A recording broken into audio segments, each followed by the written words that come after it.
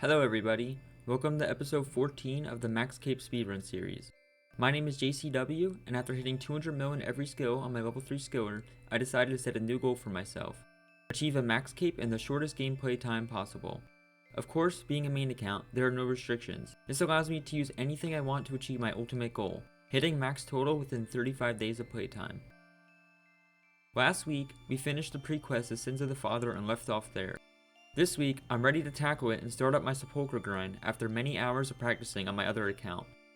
All that's left to do is kill the final boss with these stats. I accidentally didn't fully gear here, as I thought I would have one more opportunity to hit a rank before going into the boss fight. So I quickly had to log out and get a proper setup, running the account back to the bank. I had a friend help me out massively with calculations, which is why you see me getting a code I won. I'll explain its use in just a moment. For those that don't know, to my knowledge, Sins of the Father is one of the hardest quest boss fights in-game when you're not maxed. Unfortunately, all of my questing experience comes from already being maxed combats on my ult, so I've never actually experienced a hard boss fight. I did play Group Ironman and get beat gloves on 2 different accounts, but I never actually did any hard bosses. I usually just save spot and go take a piss and come back and it's dead. Anyway, because this is supposedly a hard boss with low stats, I ended up bringing a Kodai wand and a shield switch. The Kodai wand is a weapon, but it has extra magic defense bonus, along with the shield. So, what's the plan, you may be wondering? Just switch over the two every time he hits me, and switch back when I want to hit him. It seems easy enough for a skiller like myself. Fast forwarding a little bit, it is now time for the boss fight. Good luck me, I will see you guys in a bit.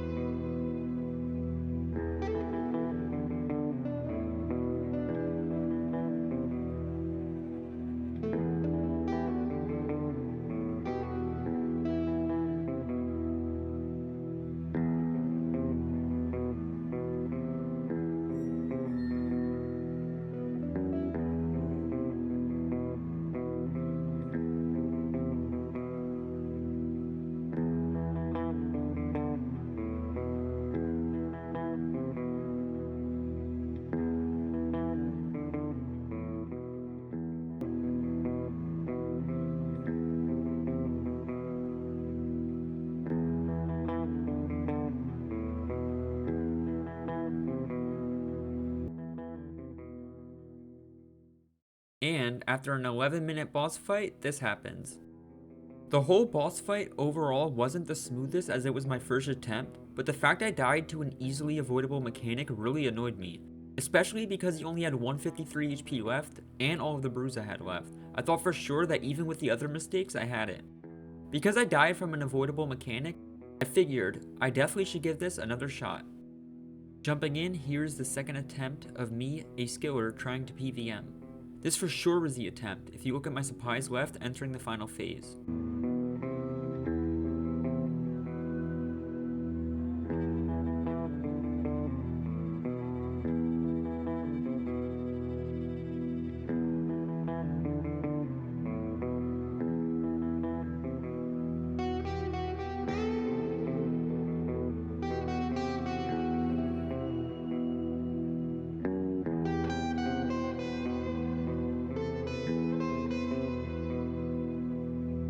And no problem, we step on lightning sometimes.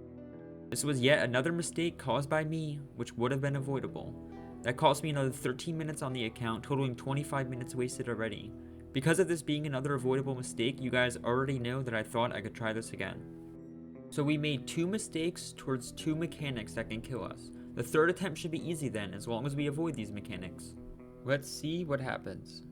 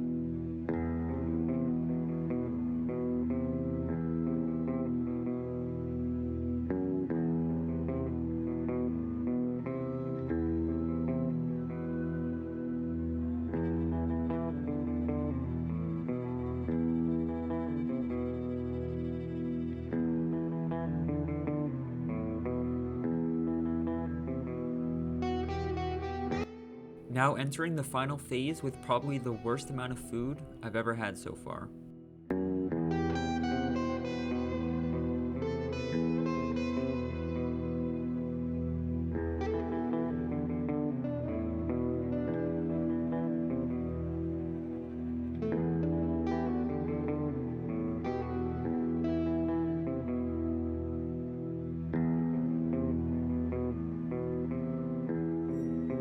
And of course, no food now, so there's basically no hope left as he's still over 100 HP.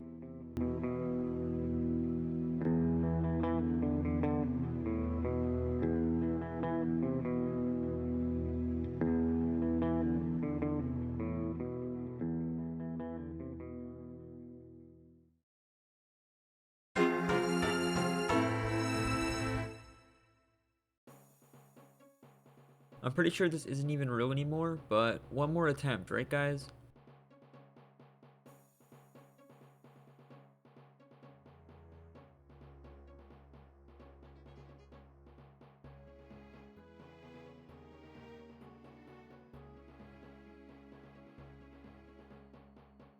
For those who don't know, purple sweets are a stackable food item that heal 1 to 3 HP every time. I figured since I ran out of food, I might as well try using those. At this point, I'm not going to show that much of the boss fights anymore, because if I do, this video will end up being longer than the Lord of the Rings trilogy. So, fast forwarding 10 minutes, entering the final phase with all of this food left. Thankfully, this is my 4th attempt, and this should be it.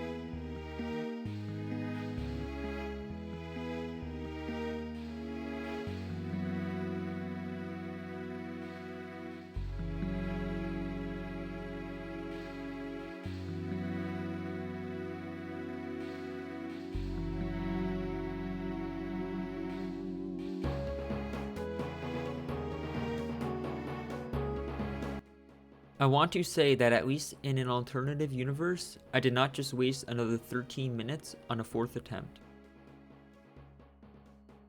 You know what they say, 5th time is a charm.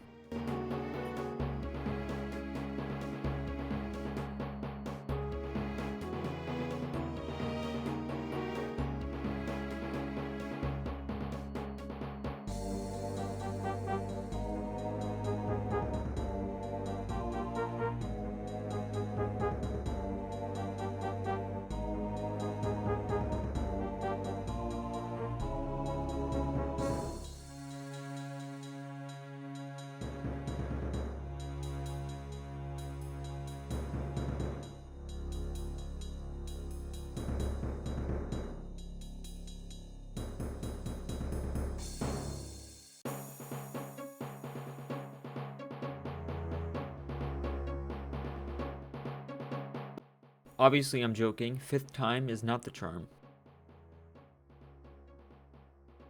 Neither is number 6.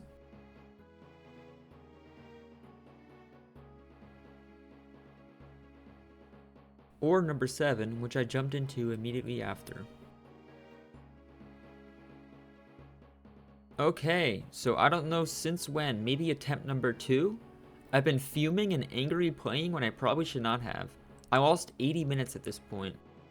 I don't know if you guys could relate, but I'm never the type of person to get angry at RS, but this legit felt like I was in middle school playing Call of Duty again.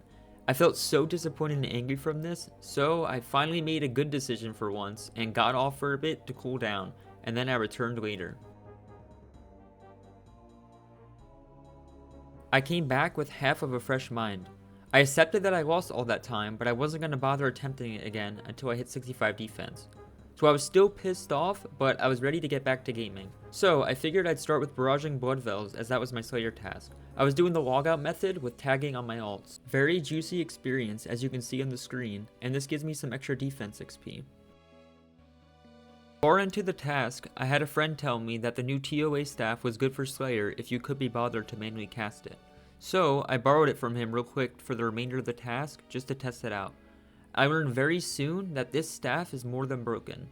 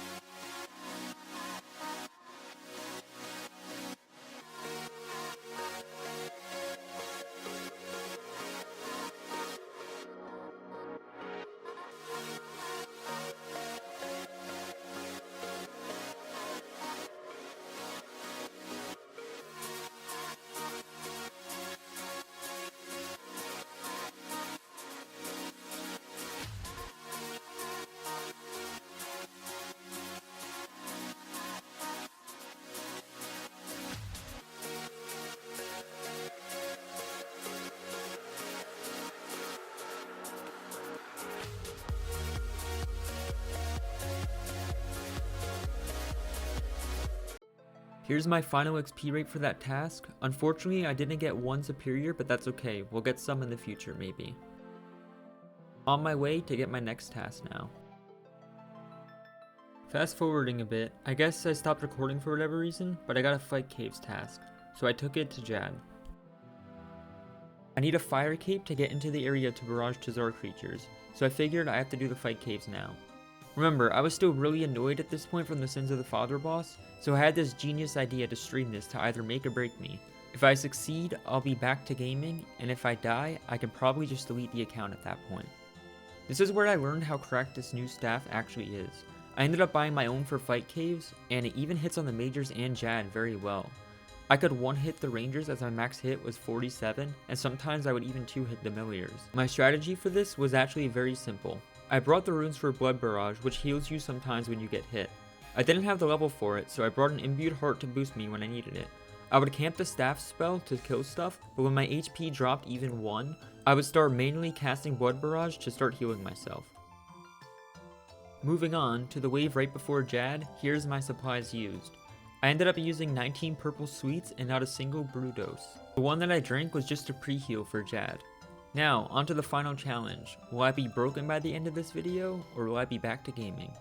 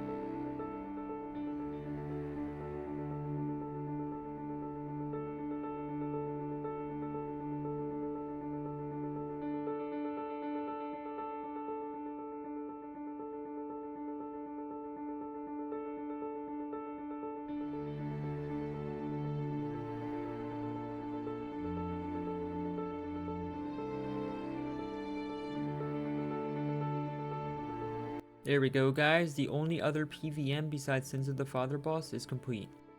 PvM JCW is almost free and back to skilling. Unfortunately, I didn't have any great tasks after that.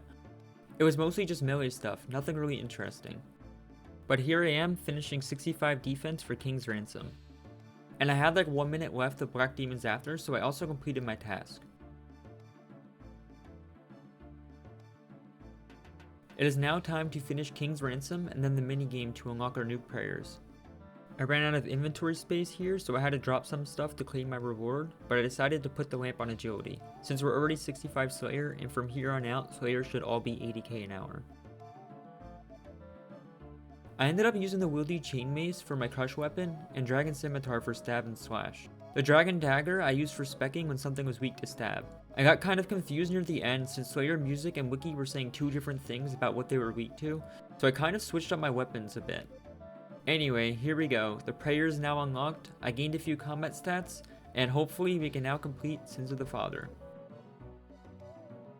On top of Chivalry, I also have 3rd Age range, which is almost double mage defense versus Red Dragonhide. Pretty much no way I can fail this now. I don't want to bore you guys with another fight since you've seen me dying for 10 minutes, so I'll fast forward to the end of this fight. Yes, with these upgrades, this is the difference in supplies. I'm practically a maxed account now. Anyway, the bane of this account is finally complete. My apologies to anyone who is genuinely mad at me for the way I did that. Trust me, I can promise you that I'm even more mad at myself.